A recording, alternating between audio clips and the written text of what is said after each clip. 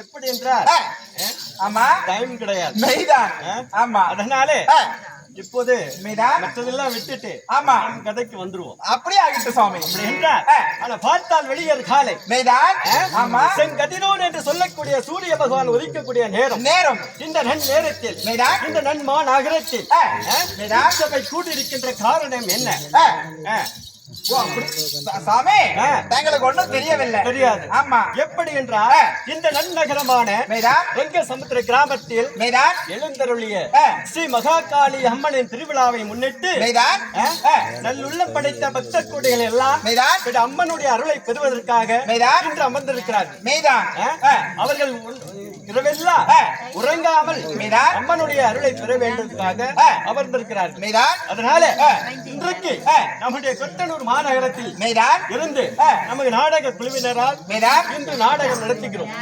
இந்த நாடகத்தின் பெயர் என்ன தெரியுமா? எங்களுக்கு ஒண்ணும் தெரியலங்க. தெரியாது. ஆமா, நான் சென்டர்ல தான் வந்தேன். அப்படியா? ஒண்ணும் தெரியல. அப்படி இருந்தாலும் நன்னூல்களான மகாபாரதம், ராமாயணம் இப்படி சொல்லக்கூடிய ராமாயணத்தில்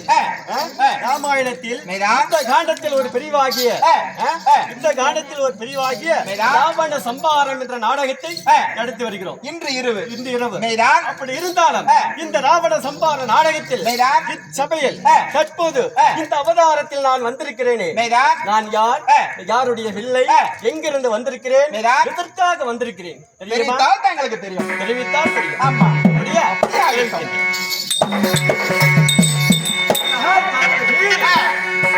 நான் அயோத்திர தூரவர்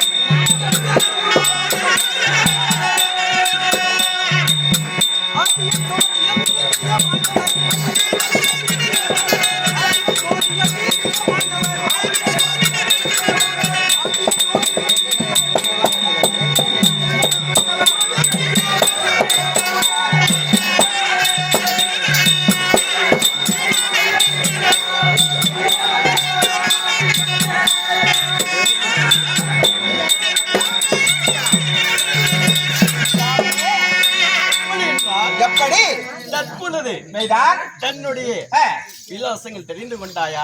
சாமி தங்களுக்கு தெரிந்தது. இந்த சபையில சிறியோர்கள் பெரியோர்கள் தாய்மார்கள் தந்தமார் சொல்லக்கூடிய ஆமா. அமர்ந்து கொண்டிருக்கிறார்கள். அவர்களுக்கெல்லாம் உங்களுடைய விளக்கத்தை விளக்கமாக எடுத்து உரைத்தால் தெரிந்து கொள்வார்கள். அப்படித்தான் தெரியும். ஆமா. எப்படி என்றால் நான் யார்? யாரு? நான் யாருடைய பிள்ளை? மெய்தான். அப்படி என்றால் நான் தெரிவிக்கிறேன் கேள். அப்படியாகிட்டோம். எப்படி என்றால் கோசலா என்று ஒரு நாடு. மெய்தான். அந்த கோசலா நாட்டிற்கு தலைநகரம் அயோத்தியா. அயோத்தி. அயோத்தி. மெய்தான். அப்படி அந்த அயோத்தி நாட்டை அரசாட்சி செய்து வரக்கூடிய அரசன் பெயர் என்ன தெரியுமா? என்ன பேருங்க சுவாமி? சூரிய குலத்தில் வந்த மெய்தான். ரகு வம்சமான மெய்தான். தசரதன். தசரதன். தசரதன். மெய்தான். அப்படி தசரதன் என்று அவருக்கு பெயர் எப்படி பெற்றார் தெரியுமா? எப்படி? எப்படி அவருக்கு தசரதன். மெய்தான். தசம் என்றால் என்ன? ரதன் என்றால் என்ன? சாமி தங்களுக்கு தெரியல, நீங்க சொன்னா நான் தெரிஞ்சுக்குவோம். தசம் என்றால் 10.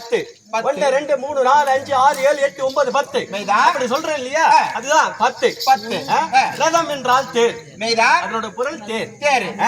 தசரதன். சரி. 10 தசம் என்றால் 10 ரதம் என்றால் தேர். தேர். 5 10 மெய்தான். ரதம் ஏறி எதிரிகள் போர் செய்ய வந்தாலும் மெய்தான். அதை எதிர்த்து நின்று வெற்றிவாக சூடக்கூடிய வல்லமை பெற்றதனால் மெய்தான். 10 தேருக்கு சமமான பலாக்கிரம் பெற்றதனால் தசரதன் என்ற பெயரை தனதாக்கினார். அப்படியே ஆகிட்டும் சுவாமி. அப்படி இருந்தாலும் காலம் வந்து மெய்தான். அப்படி இருந்தாலும் அவருடைய அரசாளும் நீதிமுறை எப்படி எப்படி சுவாமி? அந்த நாட்டில் எப்படி மக்கள் வாழ்ந்தார்கள்?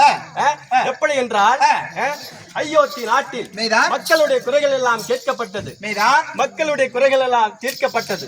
சமநீதி வழங்கப்பட்டது. மெய்தான். அப்படி இருக்கும் போது அந்த நாட்டினுடைய பொருளாதாரம் செழித்து ஓங்கியது. மெய்தான். அப்படி செழித்து ஓங்கும் போது அந்த பேரும் புகழும் நாடெங்கிலும் பரவியது. மெய்தான். அப்படி பரவினாலும் இந்த நாட்டுடைய அயோத்தியா நாட்டின் மக்கள் எல்லாம் சந்தோஷமாக இருந்தாலும் மெய்தான். தன்னுடைய தசரதனுக்கு அந்த அயோத்தியா நாட்டின் தசரதனான மெய்தான். அவருக்கு ஒரு மனக்குறை உண்டு.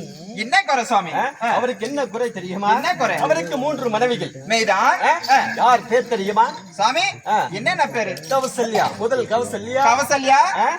இரண்டாவது கைகை. கைகை. சுமித்ரா. சுமித்ரா. அப்படி 3 மனைவிகள் இருந்தார்கள். மெய்தான். அப்படி இருந்தாலும் அவர்களுக்கு என்ன குறை தெரியுமா? என்ன குறை?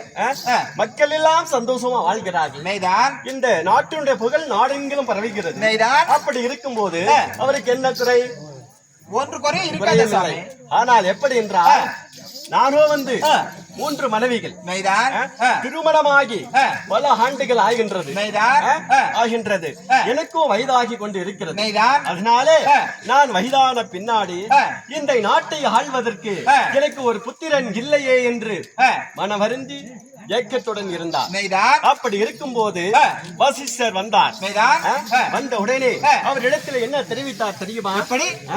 அவரோ வந்து ஆனால் சுவாமி எனக்கும் வந்து இந்த அரண்மனை அலங்கரிப்பதற்கு எனக்கு 3 தாரங்கள் இருந்தாலும் இந்த நாட்டை ஆள்வதற்கு எனக்கு ஒரு புத்திரன் இல்லையே என்று உரைத்தார். மெய்தான். அப்படி உரைக்கும் போது வந்து என்ன தெரிவித்தார் தெரியுமா? எப்படி என்றால் எப்படி உனக்கு புத்திரன் வேண்டும் என்றால் யாகம் செய்ய வேண்டும், வேள்வி செய்ய வேண்டும், புத்திர காமஸ்தி யாகத்தை செய்ய வேண்டும் அப்படி என்று வசிஷ்டர் சொல்ல, அப்போது புத்திர காமஸ்தி யாகத்தை செய்ய யார் வர வேண்டும்? யாரு? அதை சிறப்பாக செய்ய வேண்டும்.